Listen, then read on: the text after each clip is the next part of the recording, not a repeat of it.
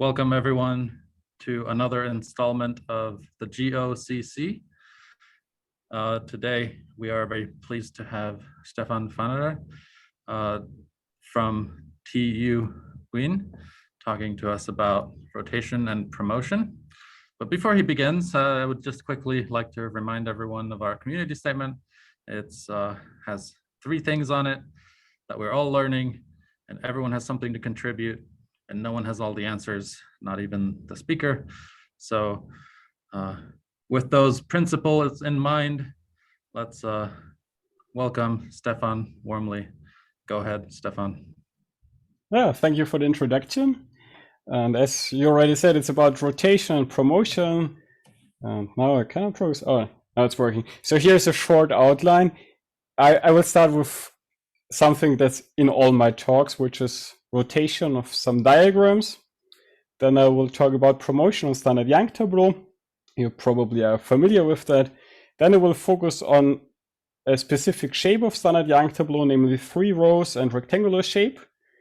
Then we will revisit promotion again and define promotion via local rules. Then I will tell you about the background story, which comes from representation theory and invariant theory. Then we will generalize what we have seen in the first part to a general construction and then apply this to some type C and B. So the standard Yanktoblue are living in type A, and we will apply this to some other kata types. With that said, just a short slide about rotation.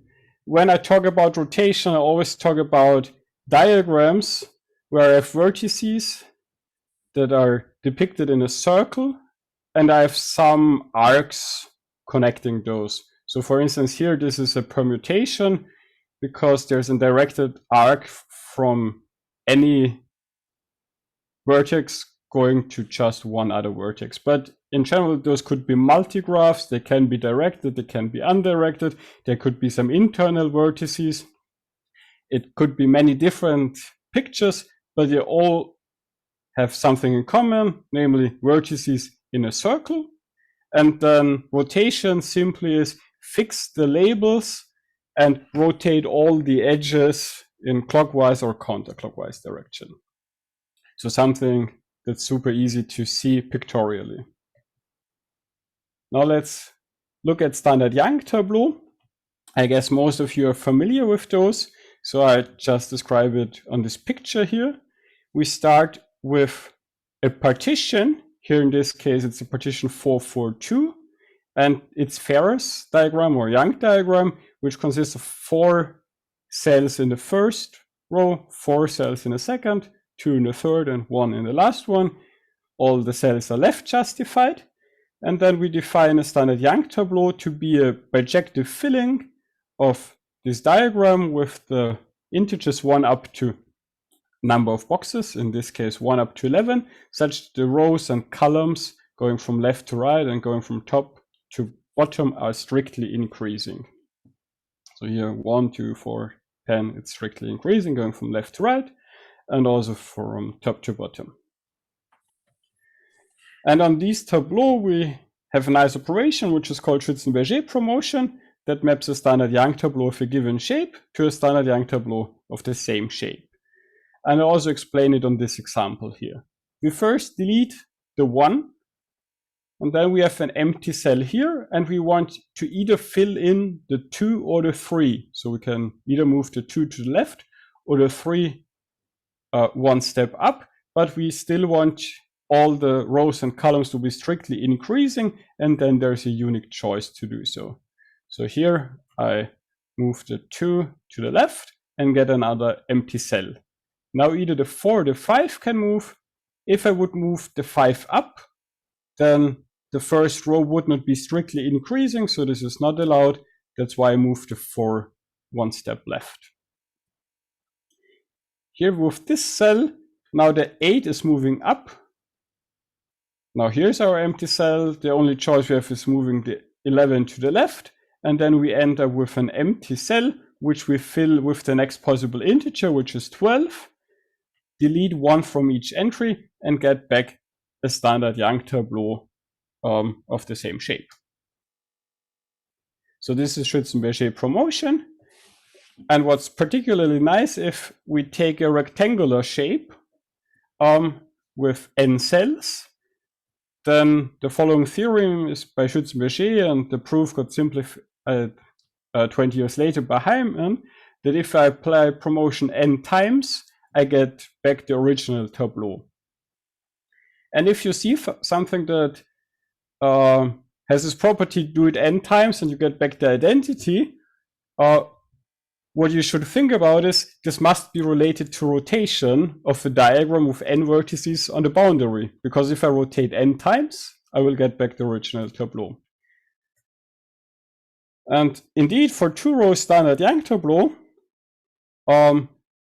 rotation and promotion work nicely with each other because there's a bijection that maps two-row standard Yanktoblue to non-crossing perfect matchings such that promotion and rotation intertwine. So here you can clearly see that rotation on these diagrams has the same orbit structure as promotion on the standard Yanktoblue. Also for the three-row case, nice diagram exists, and there's a nice bijection due to Kovanov and Kupperberg, which maps the standard Yanktoblue to something that's called an irreducible A2 web or non-elliptic Lebesgue graph. Don't worry about the definitions, we don't need those here. I just want to mention there exists this bijection, and this bijection intertwines rotation and promotion, which was shown by Peterson, Pilijevsky, and Rhodes. Now let's revisit promotion again. We have seen this sliding procedure with should it occur slides, but there's also another possible way to find promotion in terms of local rules. For this, we will have calculation schemes where we have cells where the corners are labeled with vectors. So lambda, nu, kappa, and nu are vectors. And we say those four vectors satisfy the local rule if I can obtain mu from the other three by adding the diagonal values, kappa plus nu, subtract lambda, and then sort this vector into weakly decreasing order. You will see where this sorting comes from in just a second. What we can do with a standard Yanktoblue of shape lambda and R rows, we can see this as a sequence of vectors. I think I have an example here. I will go back to the slide before to show you the rest of it. But first here, the sequence of vectors. We start with the 0 vector. Then the next vector will always be the vector 1, 0, 0. And this means that if I look at all the cells up to entry 1, that there will be 1 cell in the first row, 0 cells in the second, 0 cells in the third row. Here this 2, 0, 0 means that if I look at all the entries up to 2, that I will have 2 cells in the first row, 0 cells in the second, 0 cells in the third. Or maybe let's look at this 2 to 1 here. This corresponds to all the entries up to 5. So 2 entries in the first row, 2 entries in the second row, and 1 entry in the third row. And then, of course, because we have rectangular shape, we need to end up with a vector that corresponds to our partition that we started with, which is 3, 3, 3. So this is how you interpret a standard Yanktoblue as a sequence of vectors. And here you can already see, because of the condition of being standard, all these vectors are weakly decreasing in its coordinates. And that's why the sorting comes from. Okay, now how do we define promotion via these local rules? We start with our sequence of vectors, and then with a little bit shifted, we also start a new sequence of vectors starting with the 0 vector here, lambda hat 0 being the 0 vector, and then we have these nice square shapes here, and to all these square shapes we apply our local rules. So from these three, I calculate lambda hat 1, and then I can calculate lambda hat 2, and so on until I get this entry here, lambda hat n minus 1. And because promotion should be preserving the shape, lambda hat n is defined to be lambda n. And by doing this, we get promotion in a completely different description. So let's look at this example here. Maybe I just pick out this cell here of 4 vectors. I add diagonal values. So here I get the vector 3, 0, 3, 1, 0. I subtract this one here and get 1, 1, 0. So this is how the local rule is working. And maybe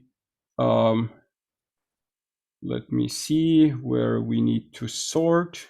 I guess it's this example here, this cell right next to it. If I add these 2 values, here I get 3, 3, 0. I subtract, I get 1, 2, 0. And then I need to sort into weakly decreasing order again to get 2, 1, 0. So this is promotion. And what we can do is we can look at the full orbit of promotion. And in this example, apply promotion a total of 9 times. And we can see indeed that the tableau we ended with coincides with the tableau we started with. As the theorem said, promotion applied 9 times gives us back the identity. And what I want to do with these diagrams is first make them a little bit uglier, but I want to save space because it's hard to print those. So what I do is I look at this region here and copy and paste it to the left. And you may need to identify the diagonal values with each other. So 0, 0, 0 should be the same as 3, 3, 3. There's some good reason why we can identify those with each other. And then we get a nice diagram like this. And I call this a promotion evocation diagram. Because if you're familiar with Schützenberger evocation, evocation is the tableau that you can read here in the last column if you read from bottom to top. And what I want to do with diagrams like this, because here I have plenty of space, I usually like to label the cells that I get here. And for this, we use a really simple rule, a so-called filling rule that we choose. And here the rule says, look at 4 cells depicted in a square and see what is happening in the top row and look what is happening in the bottom row. So if I go from lambda to here was originally nu via the I plus 1th unit vector, but I go from kappa to mu with the ith unit vector, I want to label the cell with an xi. So maybe let's look at this example here. 3, 2, 0 and 3, 3, 0, they differ by the 2nd unit vector. And if I look at the row below, 2, 2, 0 and 3, 2, 0, they differ by the 1st unit vector. So here, according to our filling rule, this should be an x1. And maybe let's look at this example here. 3, 1, 0 and 3, 1, 1, they differ by the 3rd unit vector, and here they differ by the 2nd unit vector. So that's why I write an x2 in here. And if you look closely at this diagram, then you can see that in each row and in each column, there are precisely 2 labeled cells, namely one labeled with an x1 and one labeled with an x2. So what you may think of this is that this is actually 2 permutation matrices glued on top of each other. And this is something that happens in general. So if we take a rectangular standard Yanktoblue of size n with r rows, then in each column and each row of this promotion evacuation diagram, there's exactly one cell labeled with xi for I going from 1 up to r minus 1. So we always get one label less than the number of rows. So with this, we obtain r minus 1 different permutations, and they have some nice properties. And I'm really unsure who to cite for this theorem, because this is something that I knew a long time ago. It ended up in my drawer, but it recently came back to my mind when Sam Hopkins was talking about something really similar and also gave this construction for the 3-row case. And I just picked it out of my drawer again because this was the starting point for a nice collaboration with some other people. I have written their names on the next slide. So by our construction, what is super nice, that rotation of the permutation, recall the first slide where I can draw a permutation as a diagram with n vertices, and then I can rotate the permutation. Rotation of the permutation coincides with promotion of the tableau and then get the permutation. Also, something that we can observe, I go back to the slide maybe here. If you look closely, then you can see that if we mirror our diagram along the diagonal with the zeros, then the crosses and the labels match up with each other. So here's the x1, and if I reflect, I go to this x2 here. Or this x1, by mirroring, is mapped to this x2 here. So what this means is that the ith permutation and the r minus ith permutation are inverse to each other. And what's also nice is that the map that maps the standard Yanktoblue to its, we call it the promotion permutations, is injective. Unfortunately, it seems to be super hard to classify all the permutations that can occur, but it's still nice to have some way to get from a standard Yanktoblue to diagrams, to permutations, such that rotation and promotion intertwine, which is kind of a pictorial proof why in rectangular standard Yanktoblue, the order of promotion divides the size of the standard Yanktoblue. And what's really nice, in particular for the 2-row case, then we only get one permutation, and by the second property, this permutation is its own inverse, so it's an involution. And in particular, it's not only an involution, it can be seen as a non-crossing perfect matching. And I've shown you this slide where these 2-row standard Yanktoblue are also in bijection with non-crossing perfect matchings. And this bijection via promotion permutations is doing the same thing. Let's revisit the 3-row case again. So this is our 3-row tableau. I've shown you this web, this A2 web, and now we can also get permutations out of this, because with 3 rows we have 2 permutations, but as they are inverse to each other, I only need to print one of those to have the complete information. And what would be nice is to have a link going from the web directly to the permutation. And indeed there is, and this is called the rules of the road. I just give you here this example. Let's say we start with 3 and we want to know where 3 is mapped to in our promotion permutation. I follow this, this edge here until I hit a vertex. And whenever I hit a vertex, I need to look at the rules of the road, what they are telling me to do. So the first rule of the road is the one that tells me if you hit a white vertex, turn right. Okay, so let's do this. We go to the white vertex and now we turn right. Now we hit the black vertex, and then the second rule of the road says turn left. so we turn left. Here we go to a white one again, so we turn right, turn left, turn right, and get a path going from 3 to 8. And this is precisely here, this arc from 3 to 8. And there's a theorem, again, by Peterson, Piljavsky, and Rhodes from the same paper that I've told you before, that the trip permutation of the web corresponds to the first promotion permutation. So what about for rows?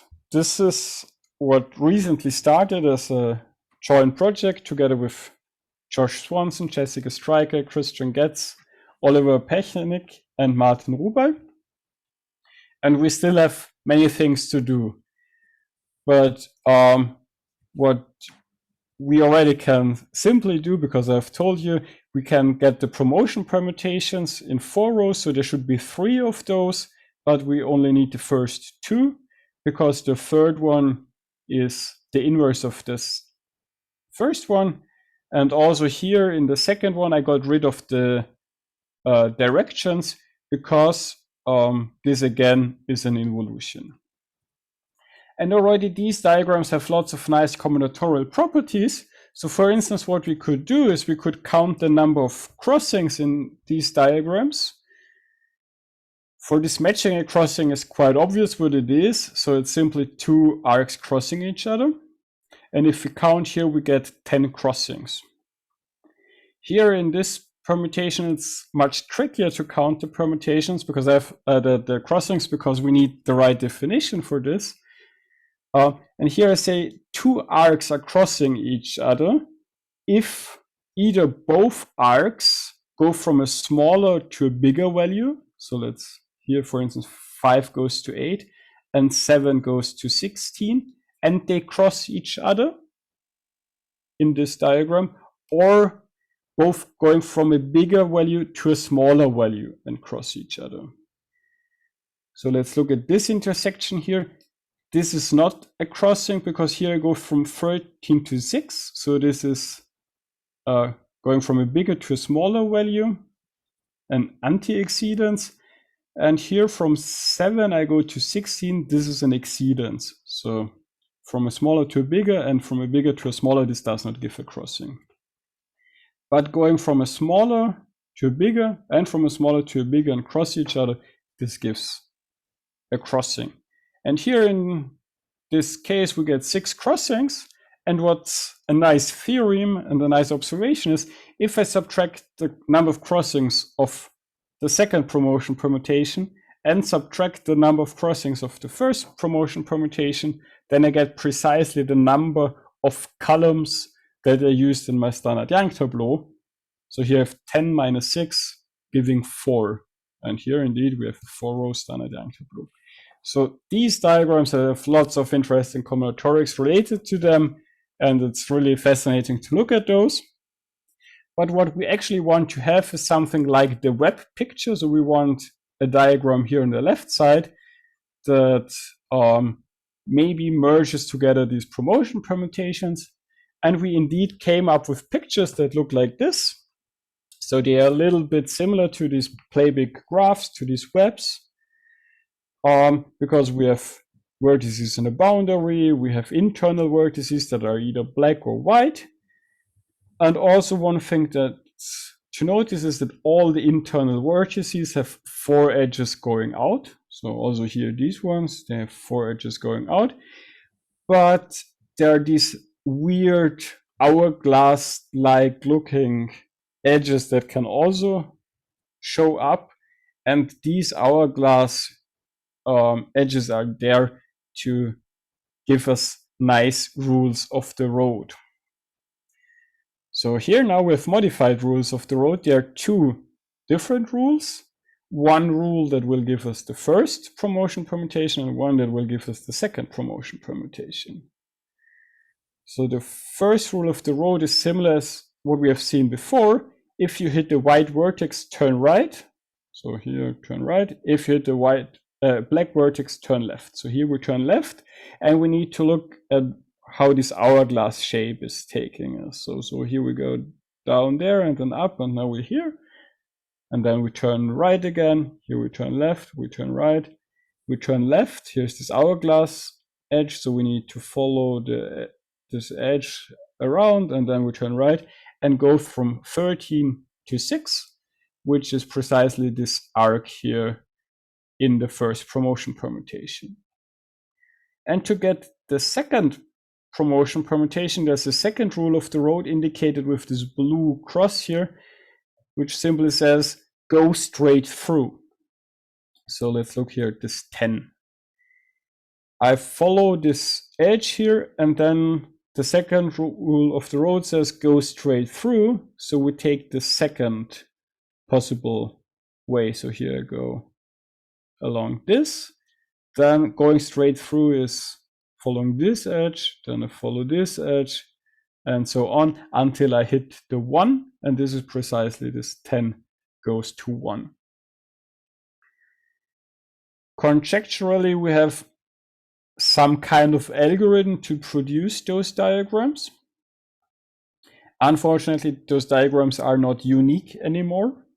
But there's some nice ambiguity that in some specific cases where the standard Yanktoblue looks special, that all our diagrams that we have are in bijection with alternating sign matrices. So there's a really interesting story going on, and we hope to be able to puzzle this out in the ongoing weeks.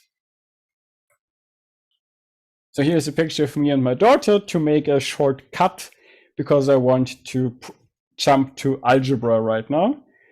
So I think it would be a good time to ask you if you have questions about this first part.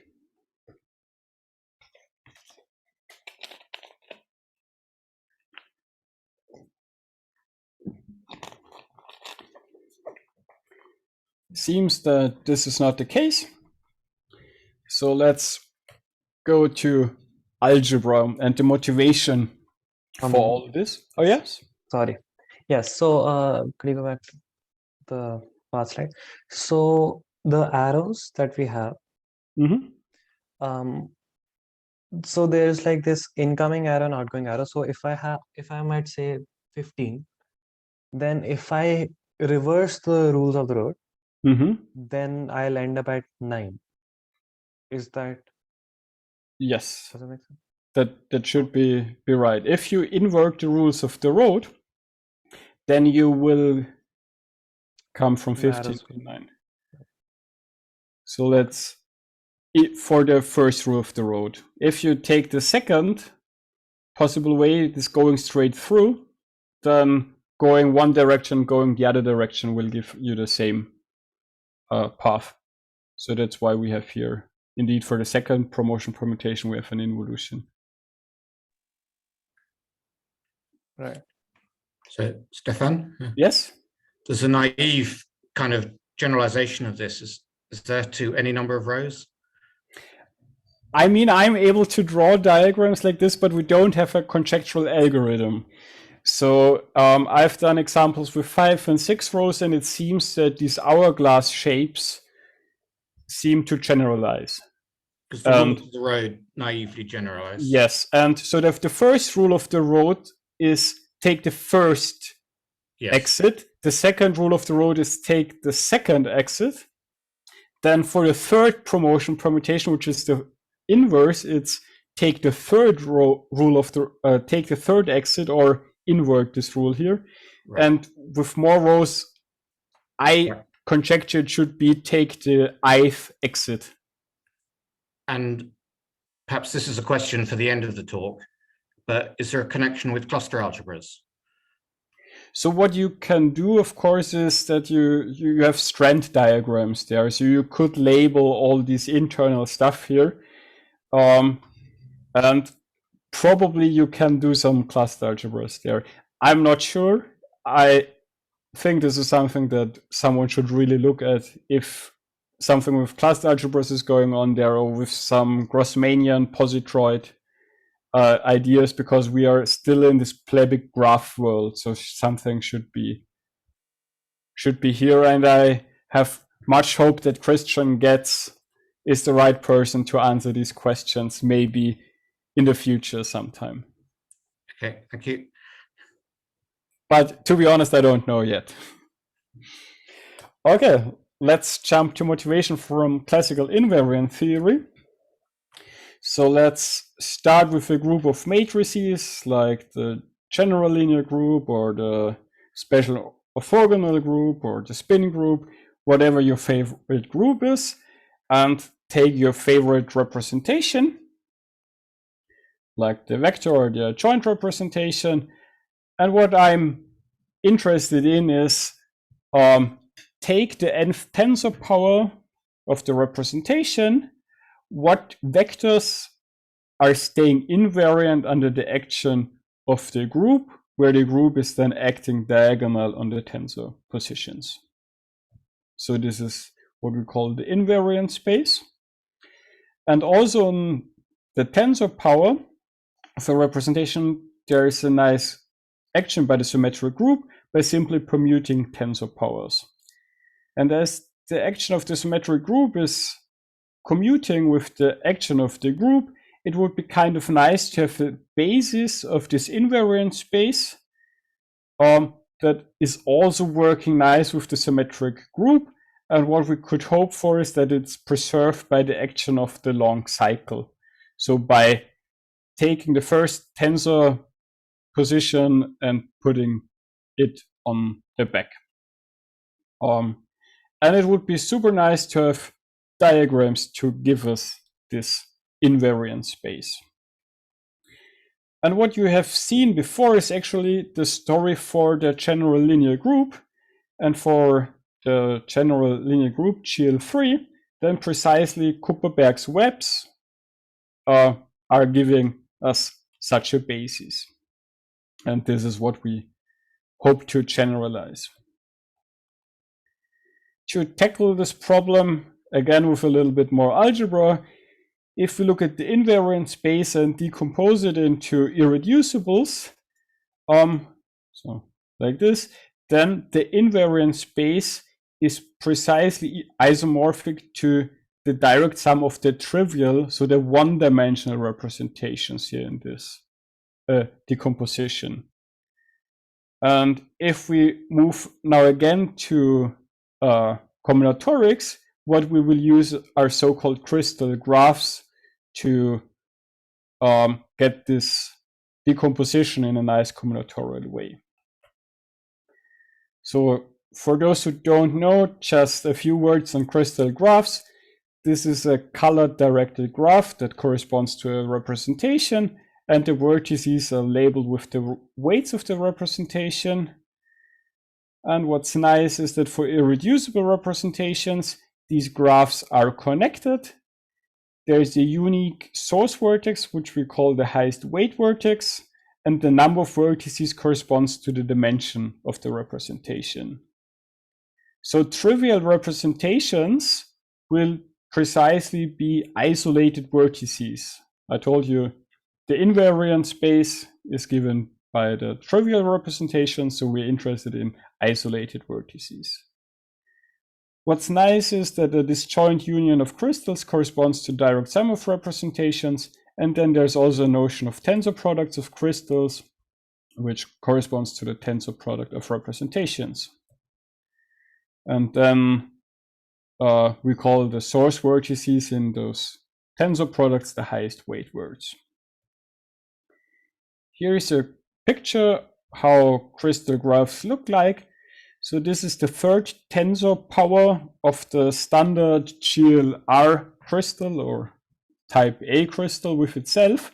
And here we can see that we have 4 components, and one of those is an isolated vertex. So this is a one-dimensional representation in the decomposition into irreducibles. So this one here should correspond to an invariant, and this is precisely the standard Yanktoblue with 1 column and 3 rows that has a 1 in the first row, a 2 in the second, and a 3 in the third row.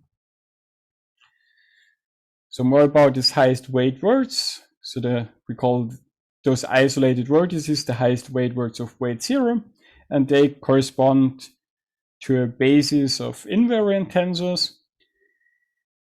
I've shown you in this example that this 1, 2, 3 corresponds to a standard Yanktoblue with 1 column and 3 rows.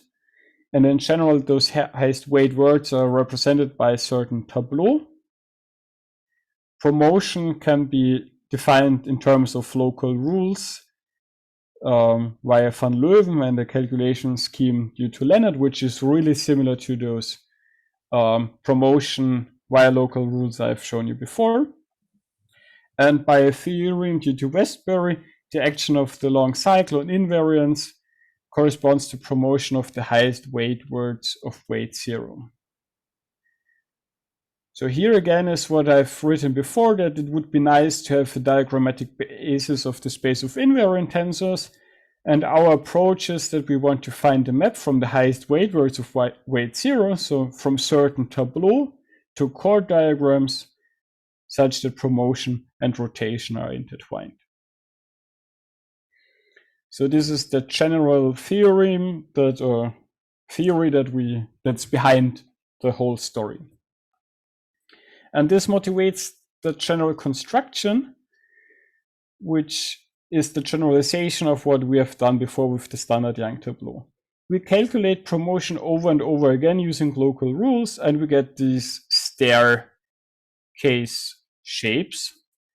Then we use this cut and glue procedure where we made a rectangular or a square shape out of this with many individual cells. Then we fill each cell according to a filling rule phi that depends only on the corners.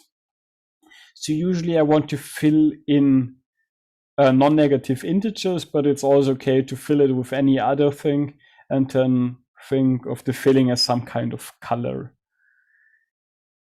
Then with our square and all filled cells, we can interpret this as an adjacency matrix of a graph, and then we read off a chord diagram from this adjacency matrix.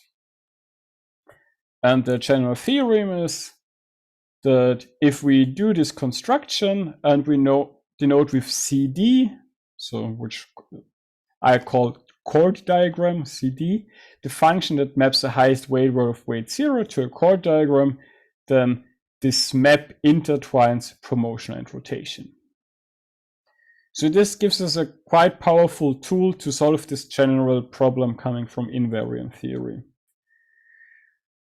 So to find the rotation invariant diagrammatic basis, our general solution is define a filling rule phi such that the map to chord diagram is injective.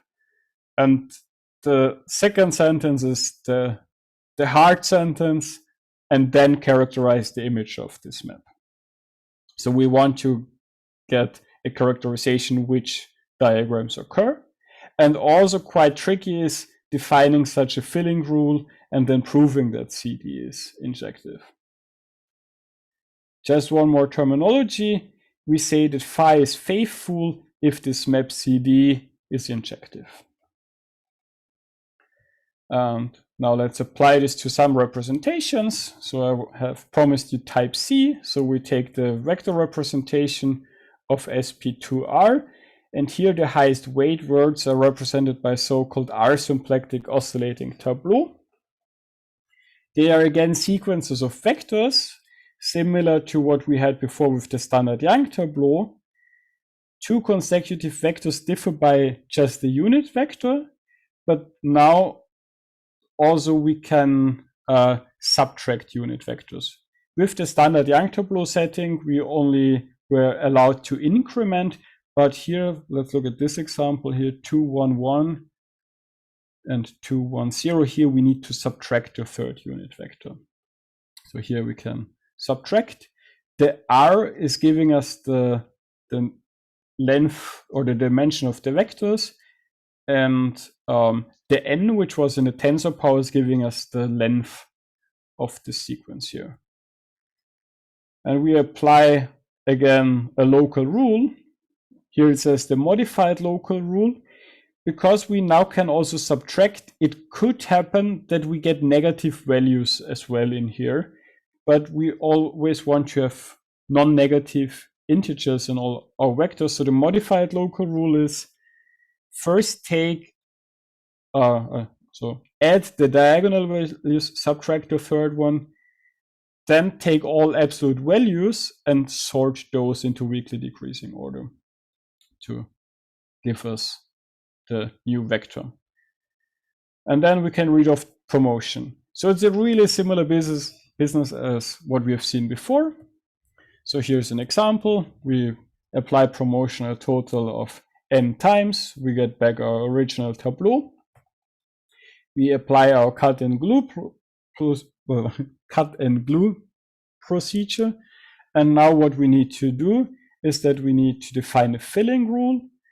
And in this case, we define the filling rule in such a way that we write a 1 precisely if kappa plus nu minus lambda contains a negative entry.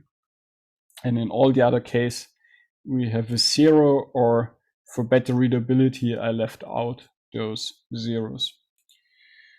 So maybe let's look at just this example here. If I add those two vectors, we get 2, 2, 0. And if I subtract this one, I get 1, 1, minus 1. And this minus 1 is transformed into a 1. And because we had negative entries in here, we fill this cell with a 1. And one thing to observe is that in each row and in each column is precisely 1, 1. And also this filling is symmetric. So here, if we flip along the diagonal with the zeros, this one is mapped to this one is mapped to this one. So what we get here is a map that maps an oscillating tableau to a perfect matching. So here is the perfect matching from the example that we had.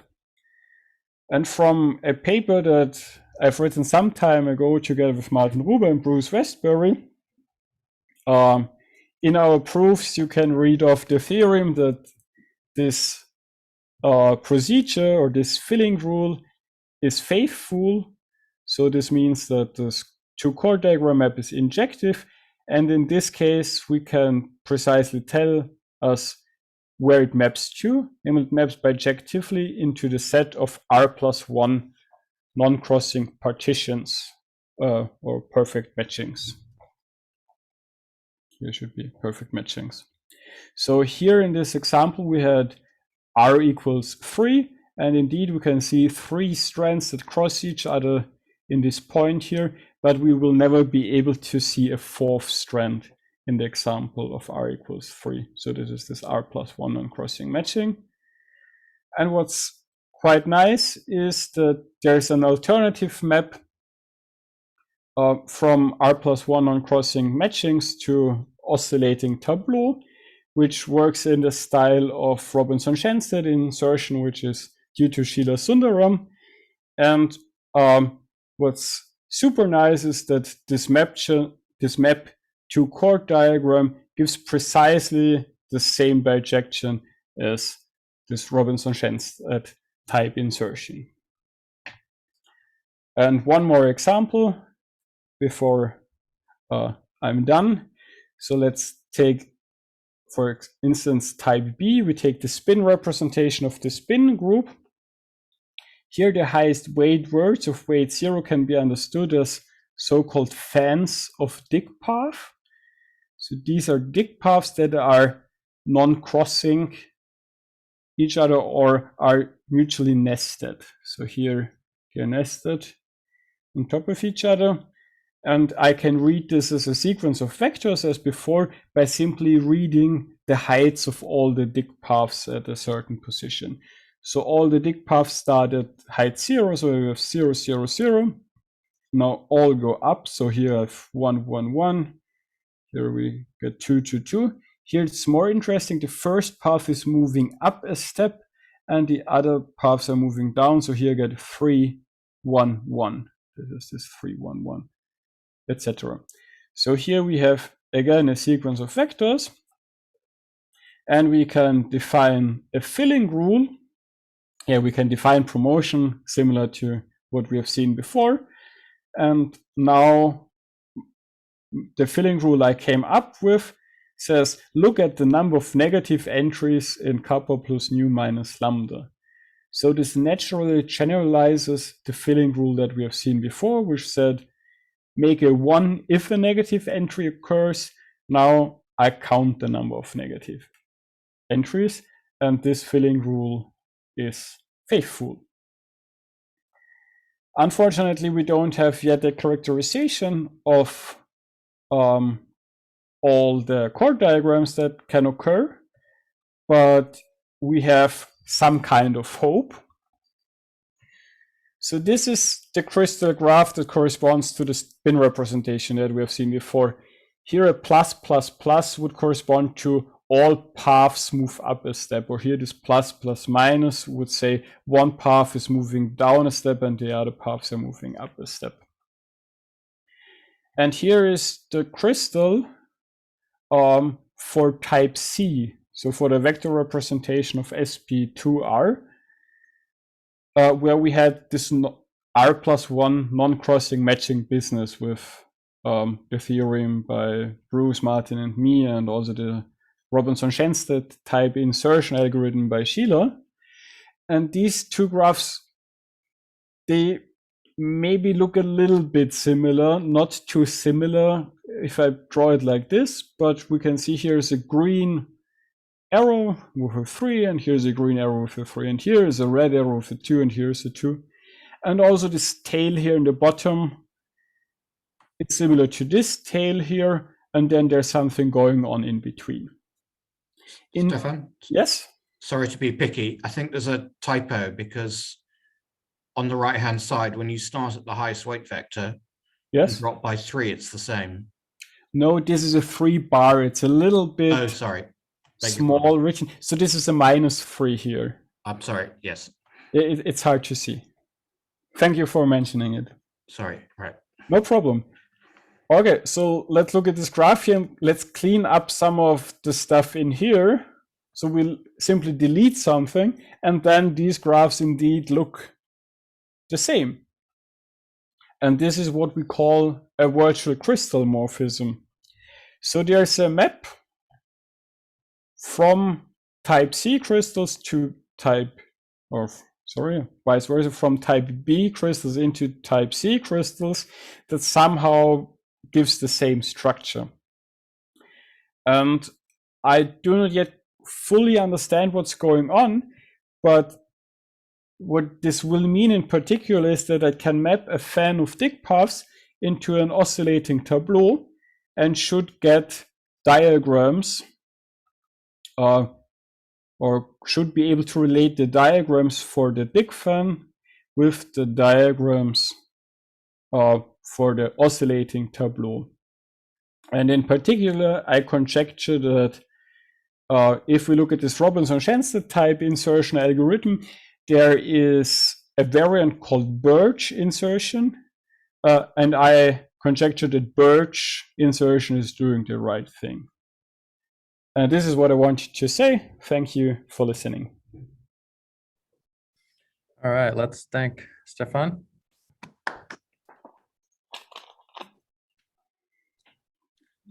All right, are there any questions?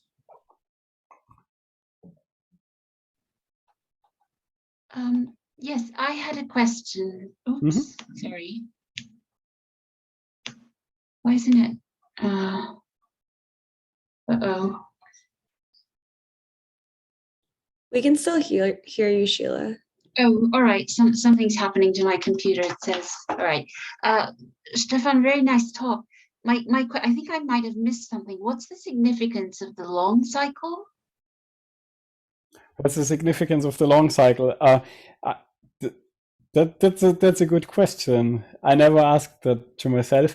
I mean, it's one particular permutation that we can choose. What I want to have is kind of that the basis is working nice together with the the action of the symmetric group.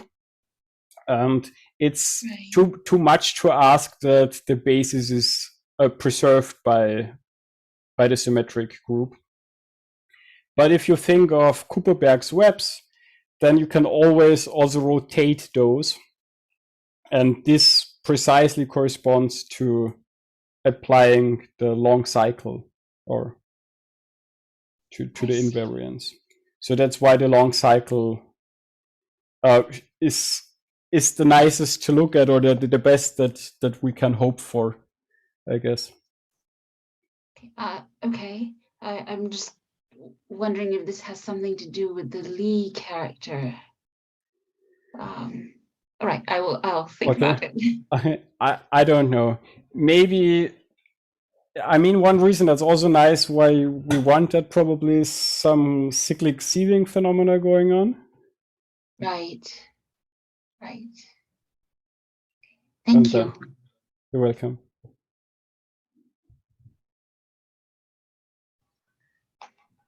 I had a question as well. So these are all rectangular tableau. Is there any hope at all for like any other shapes? Well, for general shape, the order of promotion doesn't divide of the size, except for a specific shape where we have some staircase, then it divides 2n, so twice the size. And there is a nice projection where you take a nice map where you take the stair shape and rotate it 180 degrees and glue those together, and then you can see that the orbit structure is what it's supposed to be. Thanks. And also, good question, why rectangular shapes? Only in this rectangular shape business, let's go back to the crystal graph, we get isolated vertices. So the isolated vertices will always have the same number of 1s, 2s, 3s in it, so giving us balanced tableau, and only those are the ones coming from invariance. So in particular, I'm only really interested in those with rectangular shape. Following up to that question, so what about hook partitions? In that case, you just have like everything either going to the right or either going to like the bottom. And hook partitions. So like an L shape. Yeah, I don't know about the order of promotion there. Seem that they should be like easy to analyze. I don't know. Yeah, they should be easy, but I don't know. As I said, my story comes from invariant theory, or my motivation for these problems, and then I'm only really interested in rectangular shapes.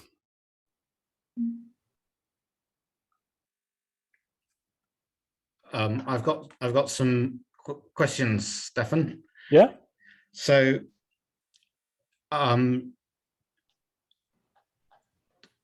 this rules you're using really only works for minuscule representations. Yes, you're super right.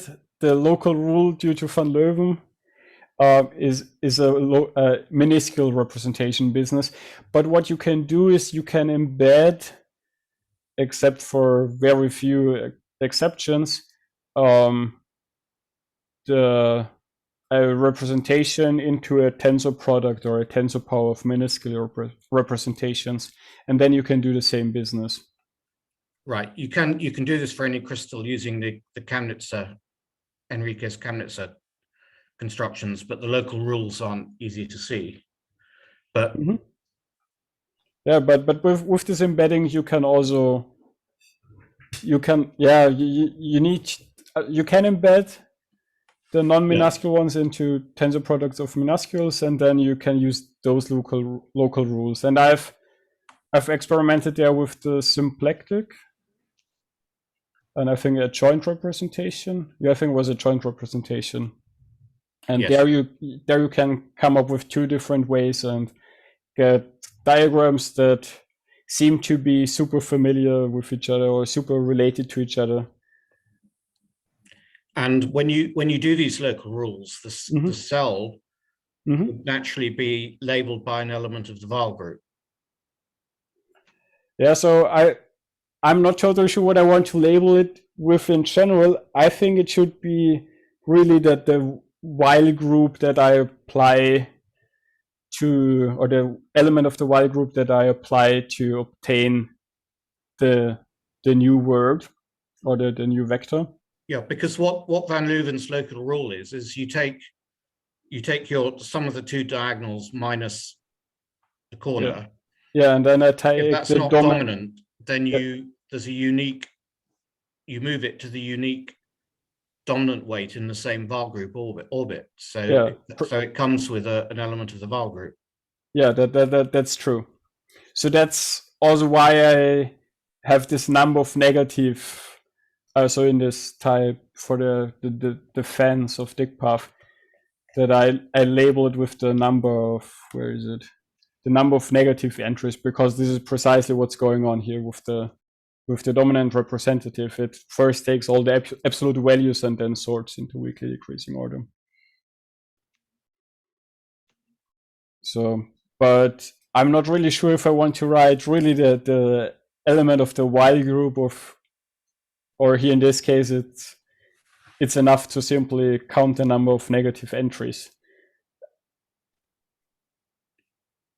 Right. No, I mean, I like what you're doing, but yeah, it just, I mean, it's just puzzling why, you know, for this representation, you do this, and for the symmetric group, you take the SI, and for the spin representation, it's the number of negative entries, and yeah, that's still a kind of a mystery. So I mean, what you can always do is that you can kind of define a faithful filling rule by, I think it's if you add kappa plus nu and subtract lambda and mu, something like that. This will always give you type independent, some kind of faithful filling rule.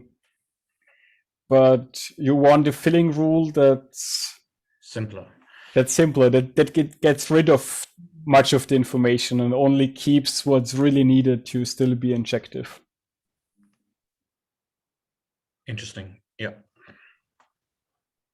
All right, let's thank Stephan one more time, and then we can hang out a little longer for informal discussion if we wish.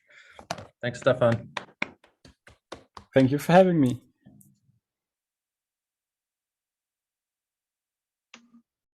Nice talk.